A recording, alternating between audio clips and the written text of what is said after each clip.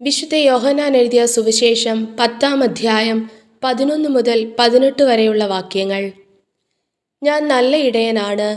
നല്ല ഇടയൻ ആടുകൾക്ക് വേണ്ടി ജീവൻ അർപ്പിക്കുന്നു. ഇടയനല്ലാത്തവനും ആടുകൾ സ്വന്തമല്ലാത്തവനുമായ കൂലിക്കാരൻ ചെന്നായി വരുന്നത് കാണുമ്പോൾ ആടുകളെ ഉപേക്ഷിച്ച് ഓടിപ്പോകുന്നു. ചെന്നായി വന്ന് അവയെ പിടിക്കുകയും ചിതറിച്ചു കളയുകയും ചെയ്യുന്നു. അവൻ ഓടിപ്പോകുന്നത് കൂലിക്കാരനായതുകൊണ്ടും ആടുകളെപ്പറ്റി താല്പര്യമില്ലാത്തതുകൊണ്ടുമാണ്. ഞാൻ നല്ല ഇടയനാണ്. പിതാവ് എന്നെയും ഞാൻ പിതാവിനെയും അറിയുന്നത് പോലെ ഞാൻ എനിക്കുള്ളവയെയും എനിക്കുള്ളവ എന്നെയും അറിയുന്നു. ആടുകൾക്ക് വേണ്ടി ഞാൻ ജീവൻ അർപ്പിക്കുന്നു. ഈ തൊഴുത്തിൽപ്പെടാത്ത മറ്റാടുകളും എനിക്കുണ്ട്. അവയെയും ഞാൻ കൊണ്ടുവരേണ്ടിയിരിക്കുന്നു. അവ എൻ്റെ സ്വരം ശ്രവിക്കും. അങ്ങനെ ഒരാട്ടിൻപറ്റവും ഒരിടയനുമാകും.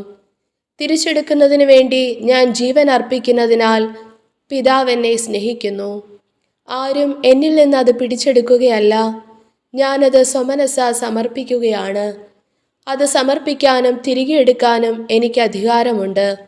ഈ കൽപ്പന എൻ്റെ പിതാവിൽ നിന്നാണ് എനിക്ക് ലഭിച്ചത്. നല്ല ഇടയനായ യേശുവിൻ്റെ ഗുണങ്ങളെ പൂർണ്ണമായി മനസ്സിലാക്കുവാൻ സഹായിക്കുന്നതാണ് എസെക്കിയേൽ പ്രവാചകന്റെ പുസ്തകം 34-ാം അധ്യായം. ഇസ്രായേലിൽ അപ്പോഴുണ്ടായിരുന്ന ഇടയന്മാരുടെ ദോഷങ്ങളെക്കുറിച്ച് എസെക്കിയേൽ പ്രവാചകന്റെ പുസ്തകം 34-ാം അധ്യായം 1 മുതൽ 10 വരെയുള്ള വാക്യങ്ങളിലും കർത്താവ് ഇസ്രായേലിന് ഇടയനായി തീരുമ്പോൾ വരുന്ന മാറ്റങ്ങളെക്കുറിച്ച് 11 മുതൽ 31 വരെയുള്ള വാക്യങ്ങളിലും വരച്ചു കാട്ടിയിരിക്കുന്നു. യോഹന്നാന്റെ സുവിശേഷത്തിൽ യേശു സ്വയം നല്ല ഇടയനായി പ്രഖ്യാപിക്കുമ്പോൾ ഒന്നാമതായി ദൈവം വാഗ്ദാനം ചെയ്തത് നിറവേറ്റുകയാണ്. യേശു ദൈവത്തിൻ്റെ സ്ഥാനത്ത് പുതിയ സമൂഹത്തിൻ്റെ ഇടയനാകുന്നു. യേശുവിൻ്റെ ജീവിതവും പ്രവർത്തനവും തൻ്റെ ആടുകളായ ജനത്തിന് സമൃദ്ധമായ ജീവൻ കൊടുക്കാൻ വേണ്ടിയാണ്.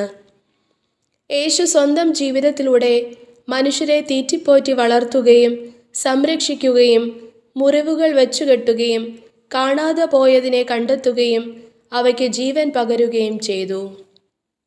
രണ്ടാമതായി യേശു സ്വയം മരണത്തിന് ഏൽപ്പിച്ചു കൊടുത്തുകൊണ്ടാണ് ആടുകളെ സംരക്ഷിക്കുകയും അവരുടെ ജീവൻ നിലനിർത്തുകയും ചെയ്തത്. ഈ പ്രവൃത്തിയിലൂടെ യേശു പിതാവിൻ്റെ ഹിതം നിറവേറ്റി. യേശുവിൻ്റെ പീഡാസഹനവും മരണവും പിതാവായ ദൈവമൊരുക്കിയ രക്ഷാകര പദ്ധതിയുടെ ഭാഗമായിരുന്നു. യേശു സ്നേഹത്തോടുകൂടി പിതാവിൻ്റെ ഹിതത്തിന് സ്വയം സമർപ്പിച്ചു. പിതാവിൻ്റെ മനസ്സുമായി ഐക്യത്തിലായിരുന്ന യേശു അനുസരണത്തിൽ സന്തോഷം കണ്ടെത്തുന്ന ഒരു മകൻ്റെ മനോഭാവം പ്രകടിപ്പിക്കുന്നു എന്നതാണ് യോഹന്നാന്റെ സുവിശേഷം 10-ാം അധ്യായം 17-18 വാക്യങ്ങളിൽ കാണുന്നത്. സമർപ്പിക്കുക എന്നതിലൂടെ കുരിശുമരണത്തെയും തിരികെ എടുക്കുക എന്നതിലൂടെ ഉത്ഥാനത്തെയും അർത്ഥമാക്കുന്നു. മൂന്നാമതായി പിതാവും പുത്രനും പരസ്പരം അറിയുന്നു എന്നതാണ് ആടുകളും ഇടയനും തമ്മിലുള്ള ബന്ധത്തിൻ്റെ മാതൃക. ഒരാട്ടിൻപറ്റവും ഒരിടയനുമായി തീരണമെന്ന ആഗ്രഹം ഈ മാതൃകയിലാണ് അധിഷ്ഠിതമായിരിക്കുന്നത്. ആടുകളുടെ മനസ്സ് ഇടയൻ്റെ മനസ്സിന് അനുരൂപപ്പെടുമ്പോൾ ഫലം ഉളവാകുവാൻ ഇടയാകും. ദൈവഹിതം എന്നിലൂടെ നിറവേറ്റപ്പെടുവാൻ ഞാൻ പരിശ്രമിക്കാറുണ്ടോ?